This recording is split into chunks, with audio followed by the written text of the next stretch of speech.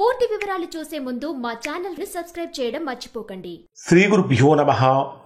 శ్రీ మహాసరస్వత్యై నమః. ఓం నమః శివాయ. నారాయణ శాస్త్రి ఆస్ట్రాలజీ ఛానల్ వీక్షిస్తున్నటువంటి ప్రేక్షక మహాశైలకు స్వాగతం, సుస్వాగతం. ఈరోజు మనము 2025 సంవత్సరం ఆగస్టు నెల 1వ తేదీ నుంచి 15వ తేదీ వరకు తులారాశిలో జన్మించినటువంటి వారికి ఏ విధంగా ఉందో తెలుసుకుందాం. తులారాశి వారి యొక్క ప్రస్తుత గ్రహస్థితిని కనుక పరిశీలించినట్లయితే తులారాశి వారికి ఉండేటటువంటి గ్రహస్థితులను రాశి ఫలితాలు పరిశీలించే ముందు ప్రేక్షక మహాశయులకు చిన్న విజ్ఞప్తి ఏమిటంటే, మేము మీకు అత్యంత ఖచ్చితమైనటువంటి ప్రిడిక్షన్స్ అందించడం కోసం, యాక్యురేట్ ప్రిడిక్షన్స్ అందించడం కోసం చేసేటటువంటి శ్రమ కొంచెం ఎక్కువగా ఉంటుంది. ఈ రాశి ఫలితాలు చూసినటువంటి మీరు ఇవి మీకు ఎంతవరకు వర్తిస్తున్నాయి, ఎంతవరకు ఉపయోగపడుతున్నాయి అనే విషయాన్ని మాకు కామెంట్ రూపంలో తెలియజేయండి. ఇప్పుడు చెప్పేటటువంటి ఫలితాలు, గోచార ఫలితాలు దాదాపుగా 90% మందికి 90% ఫలితాలు వర్తిస్తాయి. ఎవరికైతే వర్తించడం లేదో, ఎవరైతే తీవ్రమైనటువంటి ప్రతికూలతలు పొందుతున్నారో దానికి కారణం ఏమై ఉంటుందంటే వారి యొక్క వ్యక్తిగత జాతకంలో ఏర్పడినటువంటి దోషం యొక్క ప్రభావం ఏముంటుంది. అటువంటి సందర్భంలో వారు ఒకసారి వారి యొక్క వ్యక్తిగత జాతకాన్ని విశ్లేషణ చేయించుకొని దోషం ఎక్కడుందో తెలుసుకుని దోష నివారణ చేయించుకుంటే సత్ఫలితాన్ని పొందుతారు. ప్రధానంగా తులారాశి వారికి ఏ విధంగా ఉంటుందంటే, రాశ్యాధిపతి అయినటువంటి శుక్రుడు రాశికి 9వ స్థానంలో భాగ్యస్థానంలో సంచరిస్తున్నాడు. రాశ్యాధిపతి యొక్క భాగ్యస్థాన సంచారం విశేషమైనటువంటి యోగాన్ని కలిగిస్తుంది. 9వ స్థానంలో శుక్రుడి యొక్క సంచారం కనుక జరుగుతూ ఉంటే అది భాగ్యస్థానము, అదృష్ట స్థానం అంటాం. అంటే ఆకస్మికమైనటువంటి అదృష్టం కలిగే అవకాశాలు కూడా ఉంటాయి. అలానే 9వ స్థానంలో సంచరించేటటువంటి గురుడు కూడా బ్రహ్మాండమైనటువంటి యోగాన్ని ఇస్తాడు. 10వ స్థానంలో సంచరించేటటువంటి రవిబుధ గ్రహాల యొక్క కలయిక కూడా వృత్తి, ఉద్యోగ, వ్యాపారాలలో కీలకమైన మార్పులు కూడా తీసుకొస్తుంది. అంటే ప్రమోషన్స్ రావటం కానీ, అనుకూలమైనటువంటి పనులు కూడా జరిగే అవకాశాలు ఉంటాయి. అయితే ప్రస్తుతం కొంచెం ప్రతికూలమైనటువంటి పాపగ్రహాల యొక్క సంయోగం, పాపగ్రహాల యొక్క సంబంధం ఎక్కువగా ఉంది ప్రస్తుత కాలంలో. ఇది అంటే ఒక 47 రోజుల పాటు. ముఖ్యంగా తీసుకుంటే మీ జన్మరాశికి సప్తమాధిపతి అయిన కుజుడు 12వ స్థానంలో, వ్యయ స్థానంలో సంచరిస్తున్నాడు. కుజ శని గ్రహాలు రెండూ కూడా పరస్పర వీక్షణంలో ఉంటాయి. అలానే కుజరాహు గ్రహాలు రెండూ కూడా షష్టాష్టక సంబంధంతో ఉంటాయి. శనికేతు గ్రహాలు కూడా షష్టాష్టక సంబంధంతో ఉంటాయి. అంటే కుజుడు, శని, రాహువు, కేతువు ఈ గ్రహాలన్నీ కూడా పాపగ్రహాలు. ఈ పాపగ్రహాల యొక్క ప్రభావం కొద్దిగా తులారాశి వారి మీద కూడా ఉంటుంది. ప్రధానంగా తీసుకుంటే 12వ స్థానంలో సంచరించేటటువంటి కుజుడు యొక్క ప్రభావం కారణం చేత జీవిత భాగస్వామి యొక్క ఆరోగ్యం విషయంలో జాగ్రత్తలు పాటించండి. ఈ మాసంలో భూ సంబంధమైన సమస్యలు ఎక్కువగా కలిగే అవకాశాలు ఉంటాయి. ఎవరైనా సరే స్థిరాస్తులు కొనుగోలు చేయాలన్నా కూడా ఖచ్చితంగా డాక్యుమెంట్స్ అనేటటువంటివి కరెక్ట్గా చూసుకొని ముందుకు వెళ్ళాలి. లేకపోతే అధికమైనటువంటి మొత్తంలో ధనం నష్టపోయే ప్రమాదం ఉంటుంది. అలానే ద్వితీయ స్థానాధిపతి, ధనాధిపతి అయినటువంటి కుజుడు కూడా 12వ స్థానంలో సంచరిస్తున్నటువంటి కారణం చేత ఆర్థికంగా ఎంత వస్తున్నప్పటికీ, అంటే ఆదాయం ఎంత కనిపిస్తున్నప్పటికీ దానికి మించినటువంటి ఖర్చులు కూడా కనిపిస్తూ ఉంటాయి. కాబట్టి ఖర్చులను కొంతవరకు తగ్గించుకోవాల్సినటువంటి బాధ్యత కూడా తులారాశి వారి మీద ఉంటుంది. అసలు 1వ తేదీ నుంచి 15వ తేదీ వరకు రోజులు కనుక పరిశీలిస్తే ఏ రోజు ఏ విధంగా ఉంటుంది, ఎటువంటి పరిహారాలు చేసుకోవాలి, ఎటువంటి జాగ్రత్తలు పాటించాలి అనే విషయాలు కనుక మనం పరిశీలించినట్లయితే ప్రధానంగా 1వ తేదీ ఉదయం నుంచి 2వ తేదీ రాత్రి 11:52 వరకు ఉండేటటువంటి సమయంలో ఆత్మవిశ్వాసం అధికమవుతుంది. చేసేటటువంటి పనులు బ్రహ్మాండంగా సాగుతూ ఉంటాయి.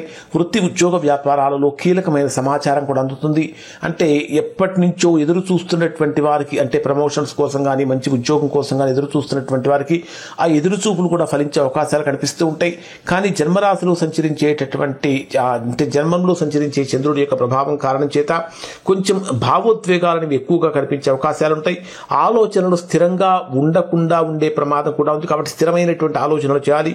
అలానే తల్లిదండ్రుల యొక్క ఆరోగ్యం గురించి కూడా ఎక్కువ శ్రద్ధ తీసుకోవాలి. ఇక ఈ రాశి వారికి 10వ స్థానంలో సంచరించేటటువంటి రవిబుధ గ్రహాల యొక్క కలయిక కారణం చేత వృత్తి, ఉద్యోగ, వ్యాపారాలలో బ్రహ్మాండమైనటువంటి అనుకూలమైన ఫలితాలు కలుగుతాయని చెప్పాలి. ఇక 2వ తేదీ రాత్రి 11:52 నుంచి 5వ తేదీ ఉదయం 11:20 వరకు ఉండేటటువంటి సమయంలో ఆర్థికంగా కనుక పరిశీలించినట్లయితే మిశ్రమమైనటువంటి ఫలితాలు కనిపిస్తూ ఉంటాయి. ఊహించని ఖర్చుల యొక్క ప్రతికూలత కూడా పెరుగుతుంది. కుటుంబ సంబంధాలలో కొంత ఒత్తిడి కూడా పెరిగే అవకాశం ఉంటుంది. మాట్లాడేటటువంటి మాటల విషయంలో చాలా జాగ్రత్తగా మాట్లాడాలి. కారణం ఏంటంటే ఇక్కడ మాట తూటాలాగా ఉపయోగపడుతుంది, తూటాలాగా పేలుతుంది. కాబట్టి ఒకసారి తూటాలాగా పేలిన తర్వాత మరలా దాన్ని వెనక్కు తీసుకోలేం. కాబట్టి మాట్లాడే మాటలు జాగ్రత్తగా మాట్లాడాలి. ఇక్కడ కూడా మీ జన్మరాశికి 9వ స్థానంలో గురు, శుక్ర గ్రహాల యొక్క సంచారం ఉన్నటువంటి కారణం చేత ఆధ్యాత్మిక భావన పెరుగుతుంది. అంటే దైవ బలం కూడా పెరిగే అవకాశాలు కనిపిస్తూ ఉంటాయి. ఇక్కడ మీరు చేయవలసినటువంటిది ఏంటంటే కుటుంబ సభ్యులతో అనవసరమైనటువంటి ఆర్గ్యుమెంట్స్, గొడవలు నివారించండి. ఈ నివారించడం చాలా మంచిది. ఇక ఆగస్టు 5వ తేదీ ఉదయం 11:20 నుంచి 7వ తేదీ రాత్రి 8:06 వరకు ఉండేటటువంటి సమయంలో కొత్త ఆలోచనలతోటి బ్రహ్మాండంగా ముందుకు వెళ్తూ ఉంటారు.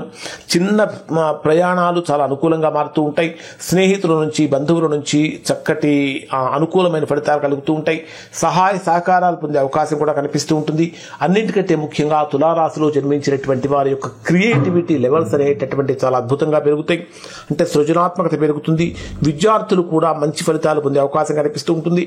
ఇక్కడ మీరు సుబ్రహ్మణ్య స్వామిని కనుక ఆరాధించినట్లయితే చాలా మంచి ఫలితాన్ని పొందుతారు. ఇక ఆగస్టు 7వ తేదీ రాత్రి 8:06 నుంచి 9వ తేదీ రాత్రి 2:10 వరకు ఉండేటటువంటి సమయాన్ని కనుక మనం పరిశీలించినట్లయితే ఇది గృహ సంబంధమైనటువంటి విషయాలలో కొద్దిగా ఆందోళన కలిగించే అవకాశం ఉంటుంది. ఏదైనా విలువైనటువంటి వస్తువులు చేజారిపోవటం కానీ, వాహన ప్రమాదాలు జరగటం కానీ, వాహనాలు రిపేర్లు వచ్చే పరిస్థితులు కూడా కనిపిస్తూ ఉంటాయి. స్నేహితుల వల్ల, ముఖ్యంగా మీరు ఎవరినైతే నమ్ముతారో వారి వల్ల కొద్దిగా చిన్న ఆర్థిక నష్టాలు కనిపించే అవకాశాలు ఉంటాయి. ఖచ్చితంగా ఇక్కడ మీరు శివాభిషేకం కనుక చేయించుకున్నట్లయితే మంచి ఫలితాన్ని పొందుతారు. ఇక 9వ తేదీ రాత్రి 2:10 నుంచి 12వ తేదీ ఉదయం 6:08 వరకు ఉండేటటువంటి సమయంలో ఇది తులారాశి వారికి విశేషమైనటువంటి అద్భుతమైనటువంటి కాలం అని చెప్పాలి.